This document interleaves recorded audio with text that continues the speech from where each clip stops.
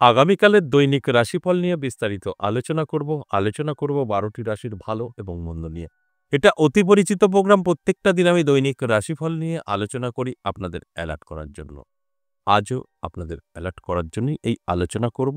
আগামীকাল ২৩শে অক্টোবর বৃহস্পতিবার, ধাত্রী দ্বিতীয়া তিথি, অর্থাৎ আমরা ভাইফোঁটা বলে যে জেনে থাকি, ভাইফোঁটার দিন এবং বিশাখা নক্ষত্র, আয়ুষ্মান যোগ ও জন্মরাশি তুলা। এবার ১২টি রাশিকে নিয়ে বিস্তারিত আলোচনা করব। কোন কোন দিক থেকে আপনাদের শুভ, কোন কোন দিক থেকে সতর্ক থাকতে হবে, সবটাই আমি বলে বোঝানোর চেষ্টা করব। আর শেষ পর্যন্ত যদি দেখতে পারেন, অনেক কিছু অভিজ্ঞতা বাড়বে, অনেক কিছু জানতে পারবেন, অনেক কিছু বুঝতে পারবেন। আর আমি প্রত্যেকটা দিন একটা কথাই বলি, আমার এই আলোচনা মানেই আপনাদেরকে অ্যালার্ট করা। এই আলোচনা মানে এটা নয় যে আমি বলে দিচ্ছি আপনার সাথে মিলে যাবে সবকিছু, তা নয়। আমি বলে দিচ্ছি, আপনি যদি চেষ্টা করেন, আপনি যদি অ্যালার্ট থাকেন, 100% মিলবে। মানে আপনার পরিশ্রমটা অবশ্যই প্রয়োজন আছে। পরিশ্রম ছাড়া কিছু সম্ভব নয়। তাই আমি প্রত্যেকটা দিন এই কথাটাই বলি যে আপনি চাইলেই ভালো থাকতে পারবেন আগামীকাল, না চাইলে কিন্তু ভালো থাকতে পারবেন না। যদি আপনার পজিটিভ বলছি। আর নেগেটিভ বললে আপনি সেটাকে কাটাতে পারবেন। অর্থাৎ দুটোই আপনি পজিটিভ। খারাপ বলি আর ভালো বলি, আপনি চাইলে সবটাতে ভালো করে নিতে পারবেন। অবশ্যই সঙ্গে থাকুন, আলোচনা করব এবং বোঝানোর চেষ্টা করব। তার আগে আমার সাথে কিভাবে যোগাযোগ করবেন সেই বিষয়টা একটু বলে নিই। নমস্কার, জয় মা কামাখ্যা, জয় মা তারা। যারা ভীষণভাবে বিপদে আছেন, কি করবেন, কোথায় যাবেন, কিছুই বুঝতে পারছেন না, তাদের জন্য বলব, যদি মনে হয় সাক্ষাৎ করবেন, যোগাযোগ করবেন, তাহলে অবশ্যই দুটো ফোন নাম্বার আছে, বেছে নেবেন। আপনি সরাসরি আসতে চাইছেন, কলিং নাম্বারটা সেভ করবেন। কল করে আপনার নামটা লিখিয়ে দেবেন। দুটো জায়গায় পাবেন, তারাপীঠ এবং আমার নিজের মন্দির ১০ মহাবিদ্যা কালীবাড়ি, এটা বীরনগর। আর যারা আসতে পারবেন না, তারা হোয়াটসঅ্যাপ নাম্বারটা সেভ করে নেবেন। হোয়াটসঅ্যাপে ভয়েসে বা লিখে বলবেন, আমি দূরে থেকে কথা বলতে চাই বা আমার সমস্যা আছে, আলোচনা করতে চাই, সমস্যার থেকে বেরোতে চাই। আপনার মতো করে যা খুশি আপনি ভয়েস করবেন বা লিখবেন। আমাদের এখান থেকে দেখবেন একটা প্রসেস যাবে যে এটা করুন, ওটা করুন, সেটা কমপ্লিট করবেন। আপনাকে অবশ্যই ২৪ ঘন্টার মধ্যে কল করা হবে। আর যদি মনে হয় যে না, আমি আসতে পারবো, তাহলে তো কোনো ব্যাপারই নেই। কলিং নাম্বারটা সেভ করুন। সবসময় কলটা রিসিভ হয়। আপনি কল করে নামটা লিখে দিন। দেখুন, বীরনগর পাবেন আপনি প্রত্যেক সপ্তাহে সোমবার, মঙ্গলবার, বুধবার ৩ দিন, অর্থাৎ মাসে ১২ দিন। তারাপীঠ পাবেন ইংরেজি মাসে শুরু এবং শেষ। এই অক্টোবর মাসে থাকছি ২৫ তারিখ। ২৫ তারিখ তারাপীঠ পেয়ে যাবেন। যারা এখনো ভাবছেন যে কবে উনি তারাপীঠ আসবেন বা তারাপীঠ আমাদের কাছে হতো, তাদের জন্য বলব ২৫ তারিখ পেয়ে যাবেন। ২৫ তারিখ তারাপীঠ থাকছি। এবং আপনার কি সমস্যা? কেন আসবেন? এ থেকে জেড যেকোনো সমস্যা। দাম্পত্য পারিবারিক সুখ-শান্তিতে অভাব, অবৈধ প্রেম, ভালোবাসা, বিচ্ছেদ, বশীকরণ, শত্রু দমন, যেকোনো কিছু সমস্যা আপনার থাকতেই পারে। সেখান থেকে কিন্তু আপনি অবশ্যই রিলিফ পেতে পারবেন। এতে কোনো সন্দেহ নেই। শুধু বলব, সমস্যা আপনার, অবশ্যই যোগাযোগ করুন। সমস্যা থেকে বার করার দায়িত্ব আমার। এবার আসুন আজকের যে মূল আলোচনার বিষয়, আজকের আলোচনার বিষয় দৈনিক রাশিফল। এই দৈনিক রাশিফল থেকে বহু জাতক-জাতিকারা তাদের জীবনকে বদলে ফেলতে পারে। কারণ আমি এখানে ভালো এবং খারাপ উভয় নিয়েই আলোচনা করব। আর আপনার ভালো বা খারাপ যাই বলি না কেন, সেটা আপনি কন্ট্রোল করতে পারবেন। আমি প্রত্যেকটা দিন এই কথাগুলো কিন্তু বলি। আর আপনি যদি এপ্লাই করতে পারেন, এখান থেকে সাকসেস আসবেই আসবে। দেখুন, এই যে আলোচনাগুলো আমি করি, এটা কেন? আপনাদের অ্যালার্ট করার জন্য যে আপনার সময়টা কিন্তু ভালো চলবে। এবার এই ভালো সময়টা আপনি যদি ভালো থাকার চেষ্টা করেন, সেখানে তো অবশ্যই গুড।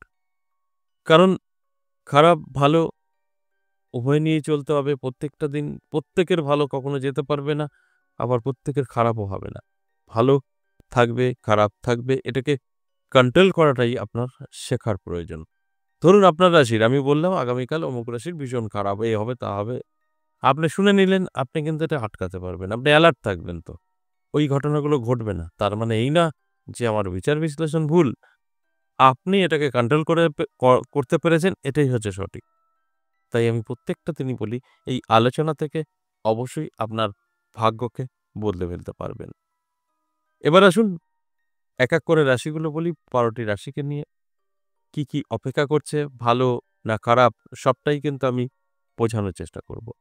মেষ রাশির জন্য বলব, অবশ্যই আপনি হিসাব করে কথা বলুন এবং পা পেলুন। আপনার জন্য কিন্তু সময়টা খুব একটা ভালো নয়। হঠাৎ করেই একটা দুশ্চিন্তার কারণ হতে পারে, ভালো সম্পর্ক নষ্ট হতে পারে বা নানা দিক থেকে আপনি একটু চিন্তিত হয়ে পড়তে পারেন। তাই অ্যালার্ট থাকুন, এটা অবশ্যই আপনার কন্ট্রোলে চলে আসবে। এরপর বিশ্বরাশির জাতক-জাতিকাদের বলব আর্থিক দিক থেকে পিছিয়ে পড়ার সম্ভাবনা থাকছে। হঠাৎ করেই অর্থ ক্ষতির সম্ভাবনা থাকছে। আপনারা অবশ্যই অ্যালার্ট থাকুন, চোখ কান খোলা রাখুন। দেখবেন আপনারা কিন্তু অনেক কিছু বুঝতে পারবেন এবং নিজেকে কন্ট্রোল করে নিতে পারবেন। আর যদি মনে হয় যে যা বলছে আমি আমার মতো চলি তাহলে কিন্তু অনেকটাই ডিস্টার্ব হতে পারে।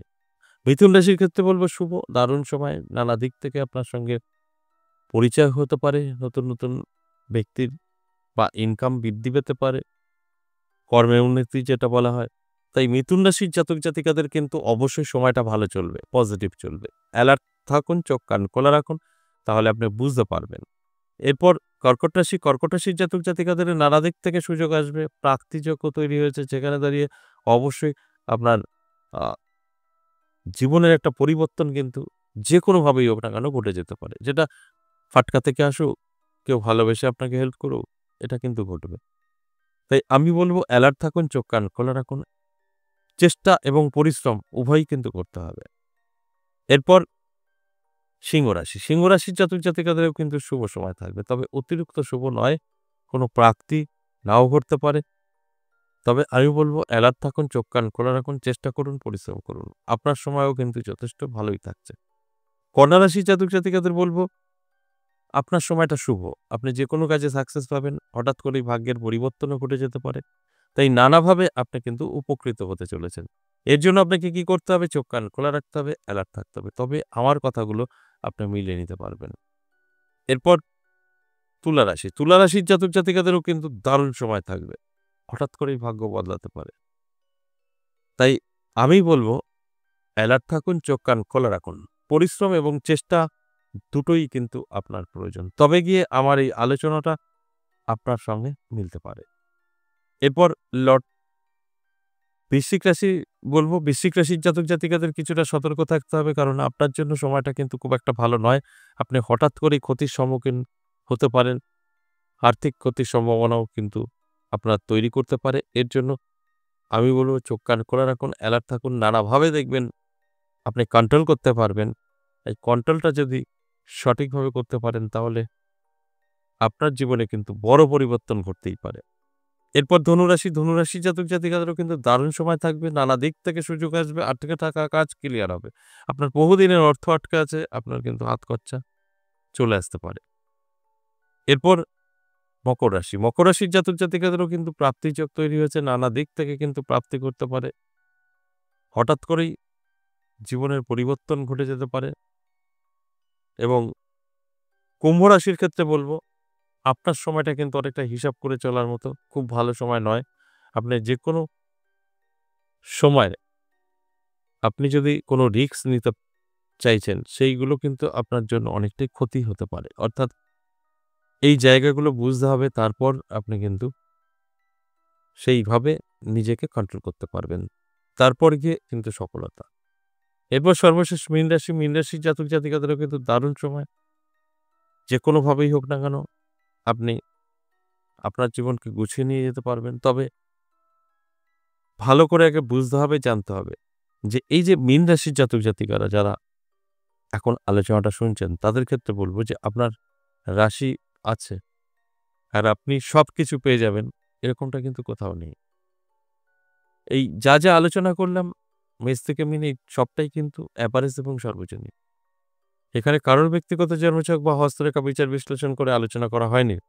তাই মিলবে না কথাটা কখনো সম্ভব না। আপনি যদি সব ঠিকঠাক থাকে, তাহলে যদি গ্রহের অবস্থান শুভ থাকে, পজিটিভ গুলো কিন্তু অবশ্যই মিলবে, নেগেটিভ গুলো আপনার জীবন থেকে দূরে সরাতে পারবেন। আশা করি বুঝতে পেরেছেন। আজ এ পর্যন্তই, আবারও আসবো নেক্সট ভিডিও নিয়ে। ততক্ষণ ভালো থাকুন। নমস্কার।